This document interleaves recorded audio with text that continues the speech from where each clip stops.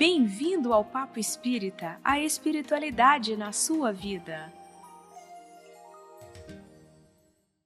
Sejam todos bem-vindos, feliz 2026, esse é o nosso primeiro Papo Espírita do ano e para iniciar bem o ano a gente vai falar sobre leis morais, mais especialmente sobre a lei de igualdade. Para isso a gente trouxe como convidado Lucas Faber, que é palestrante no Centro Espírita Vinha de Luz, que funciona na 408 Sul, né? Isso, exatamente. Seja bem-vindo, Lucas, tudo bem? Obrigado, muito obrigado, tudo ótimo e muito feliz de estar aqui com vocês. Obrigado pelo convite, pela oportunidade. E feliz ano novo para nós, não é ano isso? Novo é mesmo, para todos nós. Esse é um tema que você abordou numa palestra lá no Cevil, a gente teve a oportunidade de assistir e achamos que você interpreta muito bem essa lei de igualdade, que faz parte das 10 leis morais que Kardec comenta no Livro dos Espíritos, né? Então, para a gente começar o tema, eu vou falar sobre quais são essas 10 leis morais. Lei de adoração, trabalho, reprodução, conservação, destruição, lei de sociedade, progresso, igualdade, liberdade e uma lei que a gente gosta muito de falar aqui, que é a lei de justiça, amor e caridade. Uma lei só. Então, essas leis são princípios universais que orientam o nosso autoconhecimento, a nossa ética, a nossa busca pela felicidade. Então, primeiro começamos por te perguntar qual a importância da gente conhecer e da gente aplicar essas 10 leis morais da nossa vida. É muito legal essa pergunta, porque assim, o tema das leis morais, ele é de certa forma um dos mais importantes da doutrina espírita. E é interessante começar o ano pensando sobre as leis morais, refletindo sobre esse conteúdo moral da doutrina espírita. E por quê? Porque a doutrina espírita ela envolve a revelação de uma série de aspectos da nossa vida que revolucionam a forma como nós vemos o mundo, nos relacionamos com Deus e com o nosso próximo. E as leis morais, elas são, como, entre aspas, num jargão mais leigo, o filé mignon, porque são as consequências das descobertas da doutrina espírita. Então, assim, do fenômeno mediúnico, da comunicabilidade com os espíritos, da certeza da reencarnação, da imortalidade da alma, como isso impacta no meu proceder, na minha decisão sobre o bem e o mal, sobre como eu conduzo a minha vida. E o próprio Kardec alerta logo na introdução do Livro dos Espíritos que, para além dos fenômenos mediúnicos, o maior impacto da doutrina espírita é justamente na nossa transformação moral, na nossa conduta diária. Então, as leis morais, elas vão ser como um roteiro de boas escolhas para a nossa vida, que vão nos aproximar de Deus e vão nos fazer sermos verdadeiramente felizes. Isso é um ponto importante, porque se a gente pensa em lei, num mandamento religioso e pensa em algo imposto a nós. Mas as leis morais na doutrina espírita são essas escolhas que nós precisamos querer fazer. Porque nós temos liberdade para fazer o que quisermos, o livre-arbítrio é nosso, arcando com as consequências das nossas ações. Então, quando nós temos as leis morais desveladas, sistematizadas, nós temos ali um roteiro das escolhas que nós podemos fazer na nossa vida para sermos felizes, né? Para termos paz, plenitude. Então essa é a maior importância das leis morais. Nós aprofundarmos no conteúdo delas para entendermos o que nós somos hoje, o que nós queremos ser e como nós podemos transpor esse caminho do hoje para o amanhã, né? Na nossa transformação. E é interessante, a gente começa o ano, né? Nada melhor do que a gente começar o ano revendo numa das 10, que é a lei de igualdade, né? Porque passamos um ano de 2025 com tantos tropeços, com tantas histórias tristes, né? Onde nós, seres humanos, mostramos a nossa pior face, né? A nossa face da ignorância, né? E quem sabe, né, a proposta dessa conversa com você, né, Lucas, né, Ana Cristina, é que a gente repense no começo desse ano, fazer escolhas melhores, como você trouxe, que é responsabilidade nossa, e como é que essa lei da igualdade pode nos impactar já como programa para 2026? Pois é muito interessante isso, porque a lei de igualdade, ela é uma lei importantíssima dentro das leis morais da doutrina espírita, mas ao mesmo tempo ela tem uma conotação política que muitas vezes faz com que as pessoas não analisem ela profundamente ou como deveriam fazer E aí acabam perdendo a oportunidade de trazer essa lei específica para dentro da sua vida, do seu proceder moral. Então, acaba sendo uma lei que ela é fruto de disputas políticas, porque na nossa sociedade, e em todas as sociedades, uma das grandes questões é como nós distribuímos bens, riquezas, como nós distribuímos direitos de uma forma justa. E isso gera vários sistemas de como a sociedade deveria se organizar. Mas dentro dessas disputas sociais, a lei de igualdade vai sendo aprimorada ao longo dos séculos, mas sempre com um pouquinho a mais a fazermos. E quando a doutrina espírita traz a lei natural da igualdade, ela está estabelecendo um marco na nossa reflexão sobre uma premissa importante de como nós devemos nos conduzir em relação ao outro, à sociedade, e como nós enxergamos o outro.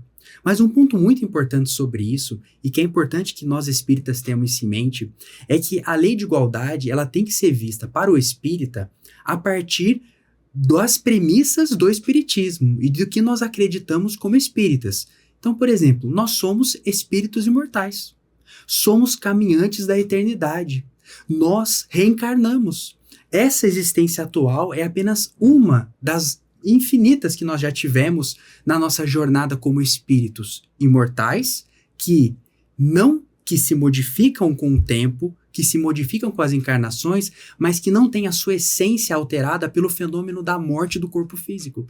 Então nós passamos de uma existência para outra com esse nosso conteúdo moral do que nós somos irretocável. E além disso, nós temos outras premissas importantes que decorrem de certa forma dessas. A primeira é que fomos criados por Deus iguais, simples e ignorantes, com a possibilidade de fazermos as nossas escolhas de acordo com o nosso livre-arbítrio. E sendo todos criados iguais, nós temos a lei de Deus aplicada igualmente para todos nós. Não importa a vestimenta que nós temos na nossa atual encarnação.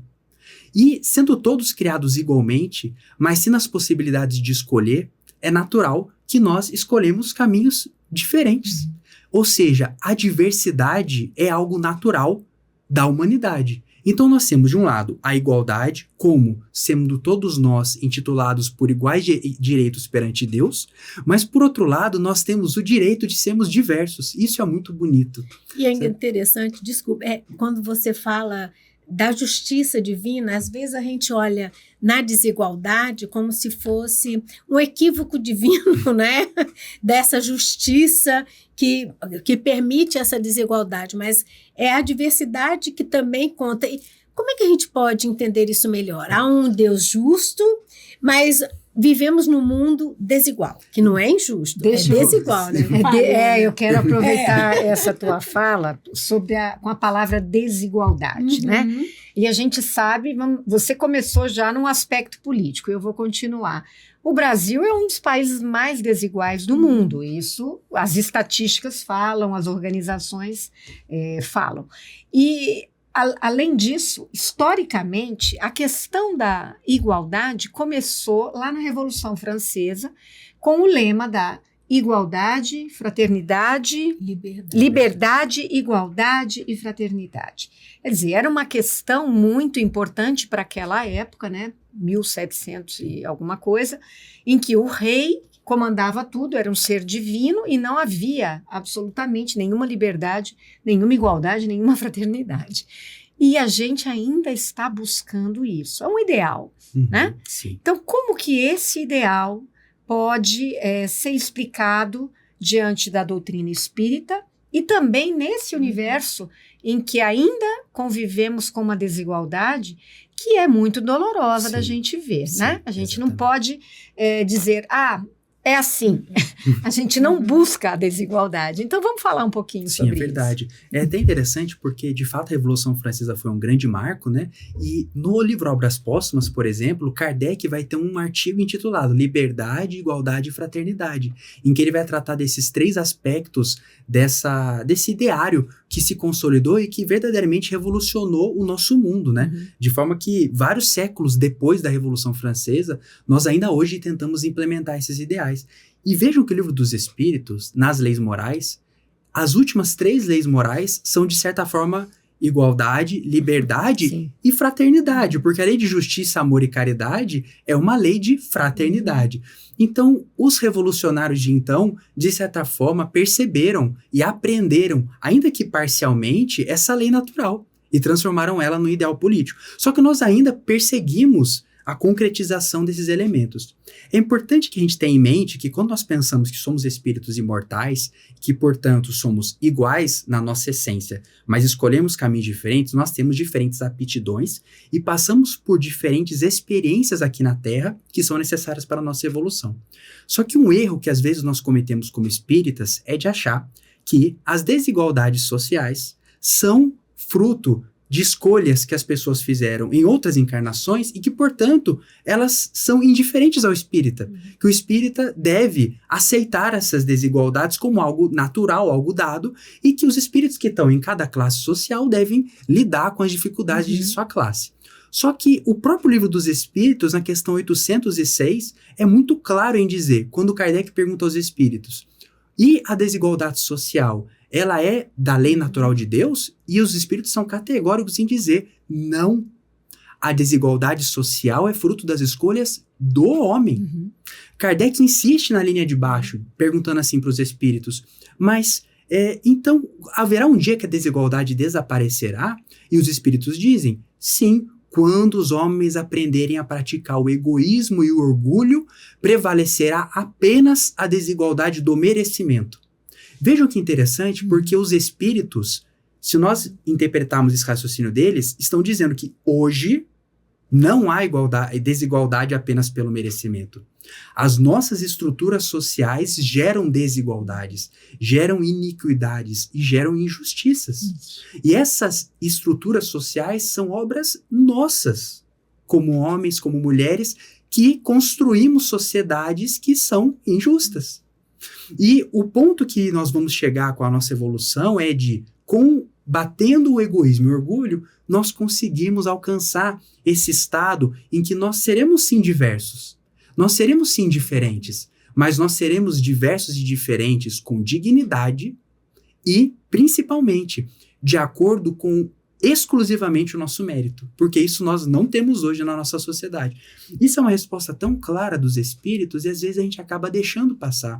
E há outras várias perguntas desse mesmo capítulo em que os espíritos vão abordar esse tema e vão colocar em nós a responsabilidade como sociedade por criar condições para que os nossos irmãos vivam em condições dignas, que tenham as oportunidades de viverem com alimentação, com saúde, com a oportunidade de estudar, com a oportunidade de serem respeitados, não importa as suas escolhas, não importa a sua etnia, a sua raça, o que for, que todos sejam tratados com igual dignidade. Tanto que uma dessas perguntas, por exemplo, Kardec vai dizer assim, bom, mas se a doutrina espírita valoriza a meritocracia, então e se uma pessoa cair na miséria em virtude exclusivamente das suas condutas? A culpa é só dela? E os espíritos vão dizer, não. A culpa é dela, sim, mas normalmente a sociedade contribui para que essa pessoa caia nos equívocos, faça as escolhas erradas. E a gente mencionou o Brasil, por exemplo, nós temos uma criminalidade altíssima no Brasil. E é evidente que essas pessoas que cometem crimes têm a sua responsabilidade pelos seus atos. Mas quais são as escolhas que nós estamos propiciando a esses espíritos? Quais são as oportunidades que esses espíritos tiveram de escolher, de serem orientados pela família, pela escola, pela sociedade que os cerca? Muitas vezes são pouquíssimas as oportunidades que essas pessoas têm. E os espíritos dizem claramente que isso é levado em consideração dentro do contexto da justiça divina e da lei de igualdade, para considerar inclusive a responsabilidade deles pelos seus atos. Em nenhum momento eles retiram a responsabilidade dessas pessoas, mas também em nenhum momento colocam exclusivamente sobre os seus ombros o fardo de uma sociedade que não lhes deu, às vezes, a oportunidade de fazerem escolhas melhores, né? A meritocracia divina é diferente da meritocracia humana, é diferente, não é? A gente, assim, para a nossa limitação material mesmo, nós nem sempre conseguimos perceber todas as limitações que a outra pessoa segue. E assim, isso é uma dos fatos que nos desaconselha a julgar o outro, né? Porque, na verdade, a gente nunca consegue se colocar no sapato do outro. Tem uma lição de Emmanuel sobre o perdão, em que ele diz assim, você está querendo julgar aquela pessoa, sendo que você não percorreu os caminhos que aquela pessoa percorreu. Você não calçou o mesmo sapato que ela calçou. Então, às vezes, a gente se apressa para condenar aquela pessoa, mas nós sempre estamos, pela razão própria de estarmos encarnados, impossibilitados de enxergarmos toda a história daquela pessoa, né? Porque a gente sempre fala, a sementeira é livre, mas a colheita é obrigatória. Só que a sementeira e a colheita nem sempre acontecem na mesma encarnação. Exato, ainda tem essa questão. Então, nós como espíritas temos que nos lembrar disso. Então, assim, às vezes uma pessoa está passando por uma dificuldade, mas a gente não sabe o que ela semeou e a gente não sabe o que ela está colhendo. Às vezes uma pessoa comete um ato ilícito, comete uma ilegalidade qualquer, viola uma lei divina ou natural, e a gente já se apressa em pensar, esse aí não vai pagar nunca, tá aí, ó, feliz da vida, mas a gente não sabe se a colheita dele não vai vir depois, né? Então esse é o problema de nós, assim, julgarmos o outro, nos apressarmos para julgarmos o outro. Isso acaba acontecendo quando nós julgamos os nossos irmãos desfavorecidos sem considerar as oportunidades escassas que muitas vezes nós damos a eles de crescerem, de trabalharem, de se melhorarem, né? Oportunidades que muitas vezes nós ou as pessoas que vêm de classes mais favorecidas têm. A oportunidade de ter uma família que minimamente a orienta, a oportunidade de ter pelo menos um auxílio material, né? Um auxílio que venha também, às vezes um recurso financeiro que ajuda aquela pessoa a aliviar uma determinada pressão da vida dela, que ajuda a olhar para fora de si mesmo, para olhar em volta e crescer e trabalhar. Isso a gente não consegue prover. Só o fato de você não nascer num ambiente tão violento já te causa outras escolhas, né? Sim. Você tem outras oportunidades. E esse tema para o início de ano, né? Está trazendo que se a gente já está incomodado, né? Com essas desigualdades, né? Quando a gente já olha para situações de que outros, né, passam mais apertados do que as nossas próprias aflições, e isso já nos incomoda, já é um sinal de que a gente já está pronto para fazer o nosso papel, porque você trouxe um ponto importante, você trouxe que há uma responsabilidade individual, minha, né? Então, como é que eu lido com isso na prática? Você já trouxe alguns, né? Não julgar, né? Uma série de itens, mas também, enquanto eu faço parte de uma coletividade, eu, inserido nessa sociedade, também tenho algo a contribuir, né? E, Lucas, nesse sentido, como eu, olhando, né, assistindo o Papo Espírita, primeiro do ano, falei, nossa, mas o Lucas está falando uma coisa interessante, está mexendo comigo, né? A Ana e a Miriam estão falando uma coisa também interessante. Eu quero, esse ano, começar a me desafiar a ser melhor nesse sentido de olhar para as coisas com uma nova visão, com a visão da igualdade. Como é que eu consigo fazer na prática? Você já deu umas dicas, não julgar. É super muito fácil, né? Isso que eu ia falar, é um grande desafio, né? Desafio, é porque envolve nós sairmos da nossa realidade, do nosso mundo, né? E das nossas próprias limitações. Mas talvez o grande passo seja nós colocarmos em movimento o nosso processo de transformação moral, no sentido de combatermos o nosso egoísmo, o nosso orgulho, porque combater o orgulho e o egoísmo significa enxergar o outro. Porque quando eu não tenho humildade, quando eu me considero o centro do mundo, quando eu me considero melhor que os outros, eu não consigo sequer enxergar o outro. É como se a minha lente estivesse embaçada. Eu não consigo ver o outro na pureza das intenções daquela pessoa. Eu não consigo ver o outro nos problemas que ele experimenta. Eu não consigo ver que o outro teve uma trajetória diferente da minha. Então, eu acho que é um exercício de enxergar o próximo, de ver no outro uma pessoa que tem tanta dignidade quanto eu. Porque, no fundo, igualdade, sobretudo quando nós nos colocamos sob o prisma da doutrina espírita, das sucessivas encarnações, que somos espíritos imortais, a igualdade é enxergar a dignidade do outro, sabe? É enxergar que o outro, não importa a trajetória que ele tenha percorrido. Não importa as escolhas que aquela pessoa fez. Não importa qual é a vestimenta dela na carnal, que eu digo, naquele momento. Ela tem a mesma dignidade, o mesmo valor que eu.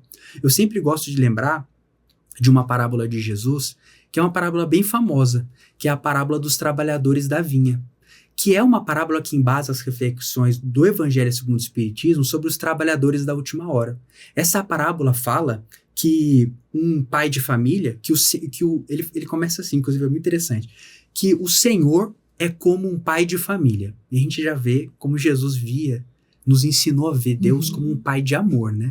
Então ele não é um empregador, um rei, um soberano, não. Ele é um pai de família que foi até a praça procurar trabalhadores para trabalharem na sua vinha.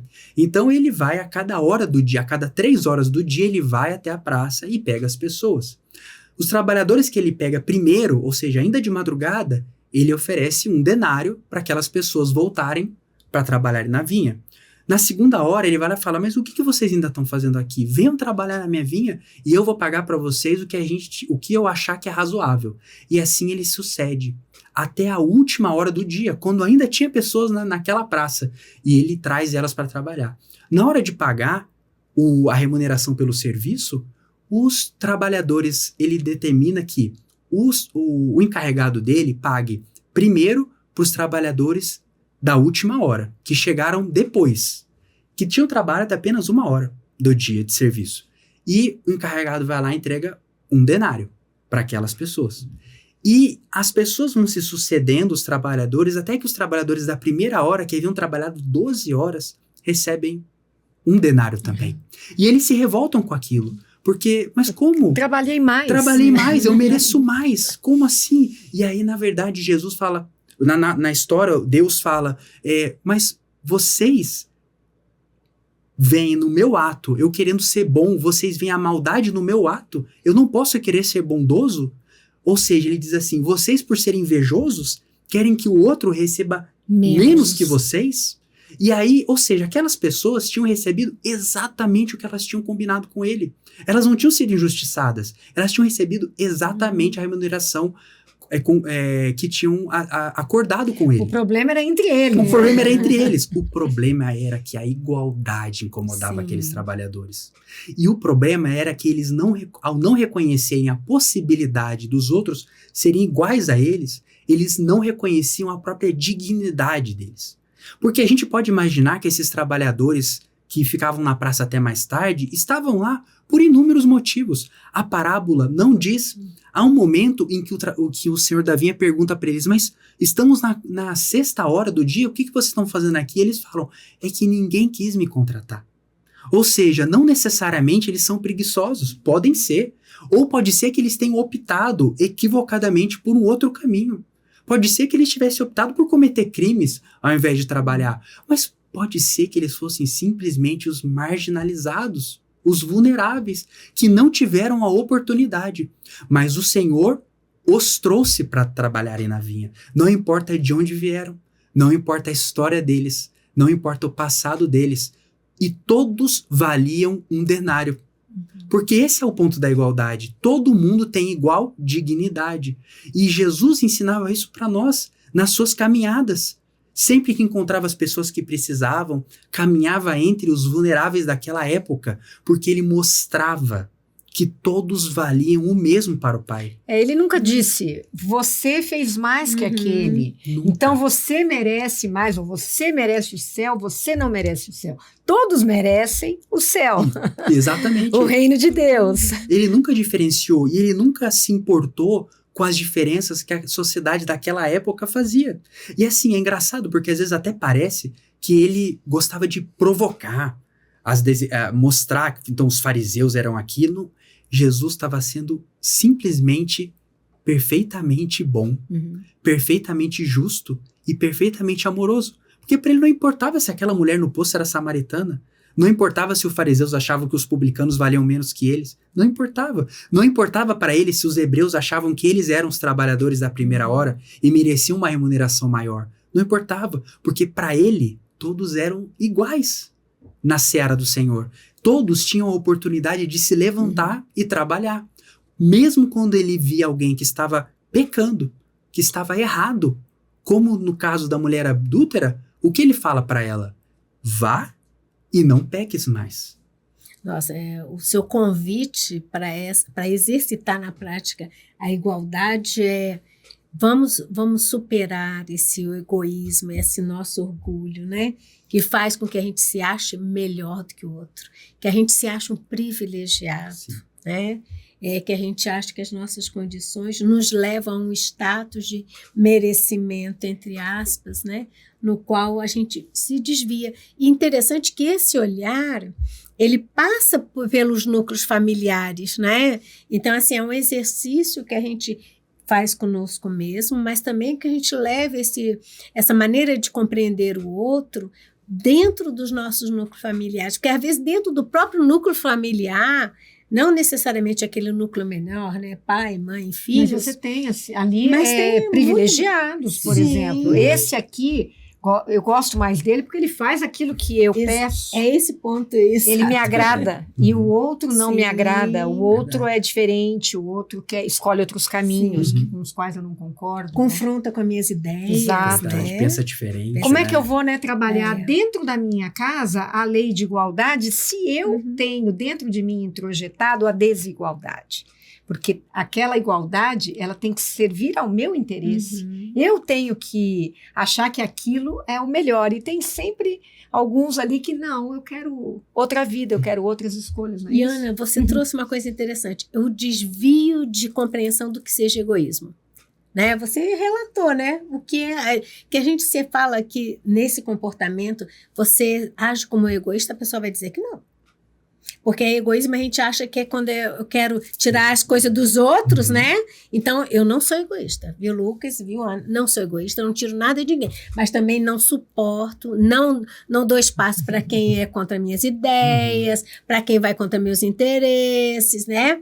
Não pisa no meu calo, né? Exato, É aquela famosa, eu sou muito calma, até pisar no meu calo. Ou seja, que comportamento é esse? Que ideia é essa ainda desvirtuada de egoísmo? Porque isso tem tudo a ver com o meu tratamento de agir de uma forma mais igualitária, não? Sim. E Miriam, nessa sociedade, a gente está muito acostumado a dizer, aquela pessoa que está ali, por exemplo, pedindo na rua, ela não quer trabalhar. Oferecem trabalho, ela não quer.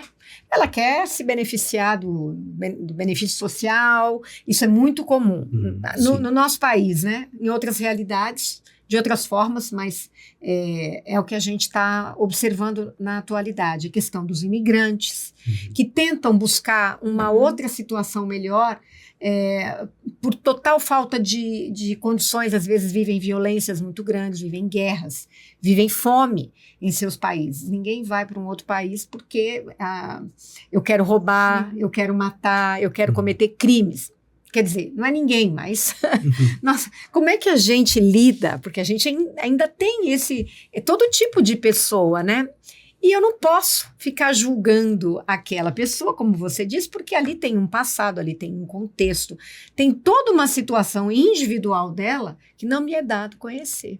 Sim. Então, como é que eu vou introjetar isso na minha mente, continuando essa ideia da Miriam, para que as pessoas olhem para cada um se olhe, né, e observe. Eu estou julgando, eu estou com preconceito. Quanto preconceito a gente tem que a gente nem percebe e a gente atua nessa vida com preconceito. Como é que eu posso transformar isso Não, em mim, isso Lucas? é tão interessante. Vocês falaram tantas coisas interessantes que eu estou até registrando mentalmente, porque a questão da família, né, porque ele é o primeiro ponto nosso de enfrentar as nossas próprias deficiências, porque às vezes a gente quer ir para fora, construir uma bela sociedade para fora, mas a gente esquece das pessoas que acordam ao nosso lado, que dependem de nós, que nos criaram, então a gente acaba criando um contexto de intolerância, de preconceito com, por exemplo, os nossos pais, as pessoas mais idosas, ou de impaciência com os filhos, com o cônjuge, que é o primeiro ponto de impacto para nós nos despirmos dessas nossas ideias preconcebidas. A questão dos imigrantes, né? Poxa, o Brasil é a pátria do evangelho. Então, assim, é natural que nós nos coloquemos em condições de receber esses espíritos que aportam na nossa terra esperando por encontrar aqui a paz que eles não encontraram na sua origem. E a gente acaba, às vezes, considerando eles como usurpadores do que nós construímos. Como se o que nós construímos como brasileiros não valesse universalmente para todas as outras almas que habitam. Só para nós, Só para nós, né? Ou seja, nós criamos distinção entre nós e eles. Isso está acontecendo no mundo, exato, né, no Lucas? mundo inteiro, assim, o Brasil é parte desse quebra-cabeça, né? Mas a nossa sociedade brasileira, ela precisa se colocar em condições de enfrentar esse desafio como uma nação que se coloca como fundada em valores cristãos. Porque nós nos colocamos, também assumimos esse papel, e nós temos literatura espírita dizendo da importância da nossa função dentro do planeta Terra, de uma forma macro, né? Que nós precisamos estar em condições de lidar com isso. Mas pensando nessa questão do como que eu lido com o preconceito, o meu preconceito. E acho que o primeiro passo, você mesmo falou, né, de forma muito interessante, que é o preconceito, às vezes a gente acha que não tem. Normalmente a gente acha que não tem.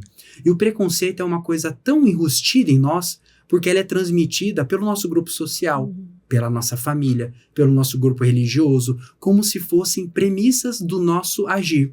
Então a gente não percebe. É uma coisa invisível, é uma coisa estrutural. Então nós precisamos primeiro nos despir dessa vestimenta carnal que nós temos. E nós espíritas temos uma ferramenta sensacional para fazer esse trabalho de reforma íntima e de autoconhecimento, que é nós entendermos que nós somos espíritos imortais, que o Lucas não é um homem branco de 35 anos, heterossexual de classe média. O Lucas é um viajor da eternidade. Nessa experiência, nessa eu sou isso. Nessa eu sou isso. Mas ontem eu não era isso. Amanhã eu não vou ser isso. O que eu fui ontem, o que eu serei amanhã, vai depender. O que eu serei amanhã vai depender do que eu fizer hoje. Mas do que eu fizer hoje como espírito. Então não adianta eu achar que a minha classe social, que a minha raça me define. Eu preciso me despir disso. Esquecer que isso é algo permanente, porque não é. Isso é transitório. A forma como eu apresento aqui a vocês agora não vai mudar, não é só na próxima encarnação, não. Daqui a 20 anos eu serei uma pessoa esteticamente totalmente diferente. Porque o tempo é implacável. Eu já não serei mais essa pessoa que conversa aqui com vocês. Eu espero, inclusive, ser uma pessoa muito melhor, né? Mas, com certeza será. Pro exterior mesmo, pro meu exterior, eu já serei diferente. Então, assim, eu estou isso aqui que eu me apresento a vocês. Mas isso é um instrumento pro meu proceder. É um instrumento para eu agir em mim mesmo, me modificando. E me modificando, modificar aquilo que está em volta de mim. Isso implica, portanto, dar o exemplo, porque essa é uma outra questão muito importante da doutrina espírita. A principal forma de nós espíritas impactarmos o mundo é apresentarmos a ele a nossa verdadeira transformação moral. Porque é o exemplo que vai arrastar as outras pessoas a entenderem que a doutrina espírita é uma doutrina consoladora e que ela faz bem, porque ela fez bem para mim. Ela me ajudou nos meus momentos de dificuldade. Ela me coloca em condições de olhar para dentro de mim e ver: você está Lucas, mas você é um espírito imortal. A Miriam está Miriam, mas ela é um espírito imortal. A Ana está Ana, mas é um espírito imortal. E sendo espíritos imortais, nós temos todas as condições de olharmos para o outro e enxergarmos no outro a centelha divina que foi colocada em nós. E a gente, para observar a igualdade, para buscar a igualdade, a gente tem que observar a desigualdade. E aonde que eu atuo na desigualdade dentro desses meus conceitos estruturais, talvez, né? Então, ontem eu fui sair com minha filha e eu estava assim de roupa de academia e eu falei, será que eu posso ir de chinelo? Roupa de academia e chinelo, eu meio que ando assim quase que o dia inteiro, né? Aí a minha filha falou assim, ué, mas você é branca, você tem a prerrogativa de vestir o que você quiser. E aquilo, eu não sei se eu já tinha pensado sobre isso, de que se eu quiser ir daquele jeito de chinelo para um shopping, não vai acontecer nada comigo. Outra pessoa talvez não entre dentro de um shopping do jeito que eu estava vestida. Então, a desigualdade, ela está tão entranhada dentro de nós. Invisível, né? É invisível, que a gente não percebe essas coisas. E esse ato de perceber é o ato de escutar, né? Porque, veja, sua filha te fez o alerta, ela percebeu. E agora, quantos outros relatos não tem na nossa sociedade de pessoas, por exemplo, negras que falam, olha, gente, é diferente. É diferente quando eu vou na rua. Não é igual o que vocês sentem a vida. E às vezes a gente, nós brancos no caso, né? Nós não conseguimos escutar isso. Escutar. A experiência, essa diversidade de experiência é importante, né? Nunca sofri nada a esse respeito. Mas, ultimamente, eu adoro usar trança, essas coisas, sabe? Assumir meu cabelo, porque existia uma época que eu ainda era criança que não tinha de trancinha, essas coisas. Você tinha que entrar no padrão. E em determinados locais, determinadas pessoas olham diferente. Sim. Então, não falam, mas olham. Eu, como não estou ligando, né? Nem faz cosquinha, mas né? Depende, Sim. Porque se é uma criança, ela sente de outra forma. Ela vai introjetando aquilo como uma verdade do mundo. Sim. E aonde está a igualdade? Então, se eu começo a refletir sobre a igualdade, eu tenho que observar aonde eu estou vendo desigualdade e estou agindo, né? De forma a perpetuar a desigualdade. Eu tenho que romper esse ciclo. Tem que romper isso dentro de mim, né, Lucas? Sim, é verdade. E assim, e são várias as desigualdades, né? São muitas nesse mundo, né? Porque nós humanos, nós vamos nos segregando, né? Nós vamos nos separando uns dos outros e nos diferenciando de acordo com determinadas questões que normalmente são exteriores a nós. Não são questões do que nós somos. São questões de aparência, de afinidade material mesmo. E tem uma outra questão que, inclusive, está nesse capítulo da Lei de Igualdade, que é muito importante e que é significativo estar ali, porque um dos subtópicos, vejam, isso em 1850 e pouco, é a igualdade de direitos entre o homem e a mulher. Então, tem um tópico desse capítulo do Livro dos Espíritos reservado para isso, que é outro tipo de desigualdade que nós vivemos na nossa sociedade e que nós ainda engatinhamos para resolver. Hoje, no Brasil, há uma epidemia de feminicídios. Exato. E a gente, às vezes, não percebe como essa epidemia de feminicídios decorre de uma desigualdade muito mais, atos de desigualdade muito mais sutis no seio doméstico, na nossa relação, nós homens com as mulheres, com nossas filhas, com nossas esposas, que envolve nós acabarmos por trazer para dentro de nós uma distinção que não faz sentido nenhum, baseada numa questão biológica e que acaba por diminuir o outro e tirar do outro, espírito imortal como eu, as possibilidades de viver com liberdade, com dignidade, né? Tendo direito de escolher os seus caminhos livremente, em paz, em plenitude. Então são várias as desigualdades que nós precisamos observar, né? E a gente acaba às vezes, é uma tarefa difícil, né? Porque nós vivemos uma sociedade polarizada, uma sociedade que nós temos muitos desafios e que às vezes a gente fica até cansado, né, de olhar para o outro, mas é necessário olhar para o outro, porque enxergando o outro, nós vamos conseguir enxergar a nós mesmos. E Lucas, é importante também olhar que valores familiares eu tenho, né? Então esse despertar de olhar para a desigualdade, para que eu perceba onde que eu acho, vai muitas vezes confrontar com determinadas crenças e valores da família. Sim. Né? Porque ninguém nasce preconceituoso, ninguém nasce achando que a desigualdade não existe, e existem vários temas de desigualdade, né? Então, eu acho interessante a gente pensar nisso, né? Que valores a minha família tem, que eu não percebi até ouvir esse papo espírita, que levam a comportamento e atitudes aceitáveis e, às vezes, esperados daquele clã familiar, mas que são atitudes e comportamentos desiguais, né? Sim, é verdade. E assim, é um desafio complicado também, porque envolve nós moderarmos ou entendermos como nós lidamos com essas desigualdades. Porque a gente também não pode ir para o outro extremo, que é percebendo essas inevitáveis concepções familiares, sociais que são colocadas sobre nós, de nós reagirmos com uma violência equivalente contra essas pessoas. Porque hoje, uma coisa que a gente percebe muito na nossa sociedade é muitas brigas familiares em questões políticas, sociais. Então, nós precisamos também ter a responsabilidade de saber como mostrar para outra pessoa que nós não concordamos com aquela situação. Agindo, né, Lucas? Isso, com educação, com respeito, com amor.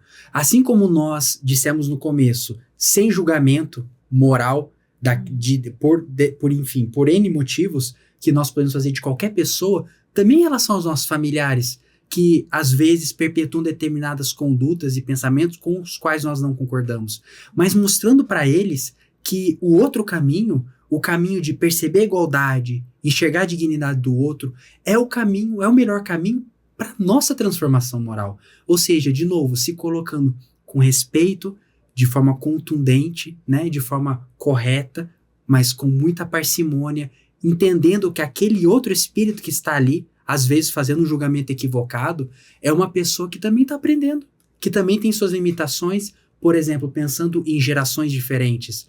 A minha geração, hoje, tem uma oportunidade de ter conhecimentos diferentes da geração dos meus pais.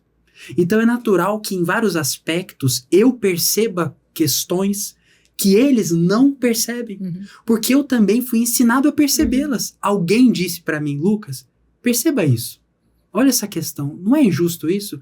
E eu raciocinei, eles não tiveram essa oportunidade que eu tive. E da mesma forma, eu, em relação às gerações mais novas, eles vão ter uma capacidade de me ensinar também questões que eu não percebi. Não percebi. Por exemplo, estou contando o caso da minha filha, que ela fez essa observação sem a gente nem estar conversando sobre isso. Mas ela está ligada nesse movimento, nesse entorno. Você pode ir de qualquer jeito, mãe. Porque você é branca. Então, ela já está acostumada de que existe uma diferença, uma desigualdade, e ela, né, no caso, eu vou atuar para mitigar isso aonde eu puder. Agora, Ana, é interessante que nessa sua situação, nesse diálogo, você mostrou humildade, né? Bom, porque você poderia ter redarguido ela, ter dito, não, o que você sabe da vida? Não, não, poderia ter, exato. É isso que eu quero dizer. Mas você percebeu que eles nos ensinam. Isso. Então, eles têm uma visão totalmente mais, muitos, né, deles, têm uma visão muito mais aberta, porque já estão lá na frente convivendo com mudanças sociais que a gente acredita que sejam positivas, porque na medida em que são inclusivas e que tratam com dignidade todos os seres, não importa que escolhas façam. Então, isso me leva a observar puxa, eu fui ensinada de uma forma totalmente diferente. Eu espero que meus pais no mundo espiritual estejam aprendendo o que eles já nasceram sabendo, porque eles me ensinam em muita coisa. Sim. Gente, e as outras, né? Então, eu já tenho netos, né? Então, você vê assim, esse movimento da inclusão, eu acho isso fantástico, porque o diferente na escola, naquele ambiente, não é visto como diferente, a não ser que ele tenha uma educação familiar que mostre que essa diferença o faz diferente e ele é superior àquele que tem a diversidade. Mas esse movimento de inclusão, eu acho muito legal. Ou seja, é um movimento que a gente não teve. Então, na escola, não me lembro de ter nenhum outro colega de turma que tivesse uma dificuldade no aprendizado, que estivesse fazendo parte. Hoje não, né? Hoje a gente consegue perceber, e também essa divulgação, né, dos transtornos mentais, sim, né? Sim, os transtornos emocionais. Que os emocionais Mas são mais claramente falados, embora ainda exista. Ainda tem muito bullying, sim. Mas a gente já não aceita mais. Antigamente, nós, acho que não o Lucas, mas nós... O Lucas é da outra geração. Dessa geração, nós vivemos bullying e era uma coisa muito aceita. Sim. Hoje em dia não é mais aceito, sim. A escola tem que atuar, os pais têm que atuar. Quer dizer, nós estamos nesse momento de transformação. Devagar. Progredindo. Agora, temos que encerrar o programa. É uma pena. Uma pena. Isso é injusto. E a gente quer pedir para o Lucas se dirigir ao nosso público neste primeiro programa do ano, para que mobilize essas pessoas que nos assistem e gostam do Papo Espírita. Como iniciar um ano com esse foco? Para eu me abrir para essas questões que são tão importantes e que vão nos reger daqui para frente cada vez mais, não é? Verdade. O meu convite é de uma reflexão, de uma reforma íntima pautada no reconhecimento do outro, da dignidade do outro. Eu acho que nós precisamos, como espíritas, entender que nós somos espíritos imortais, que nós somos jornadeiros da eternidade, que nós já encarnamos muitas vezes, reencarnaremos outras tantas, e que, portanto, essa veste nossa aqui é transitória. E que, sendo ela transitória, nós precisamos encontrar o que há de permanente nas nossas vidas. E o permanente na nossa vida é a nossa essência espiritual. E isso vale para o outro também. Da mesma forma como nós buscamos a dignidade, buscamos a felicidade, o outro busca também. E nós não podemos olhar para o outro apenas pela sua aparência exterior, pelo seu grupo social, pelas escolhas que aquela pessoa fez, como nós não queremos ser definidos pelo nosso grupo social, pelas escolhas que nós fizemos. Então, o meu convite para nós colocarmos essa lei de igualdade em prática é nós combatermos o egoísmo, combatermos o orgulho e enxergarmos o outro todos os dias da nossa vida. Isso é uma atitude política também, não Sim, é, Lucas? acaba sendo, porque tudo que nós fazemos tem uma conotação política, não tem como, né? Assim, e aqui a gente não fala de uma corrente política ou de outra, né? Mas nós somos seres sociais. E a doutrina espírita, ela não refuta a nossa socialidade, tanto que há uma lei natural chamada lei de sociedade. Então, nós vivemos e crescemos nos relacionando com o outro. E, evidentemente, que do ponto de vista político, isso vai ter impacto. Quem vai julgar esse impacto? Cada um de nós. Exato. Na nossa própria consciência, né? Lucas, super obrigada. É Eu muito que agradeço. bacana a gente receber pessoas jovens com essa capacidade, Sim. né, Miriam?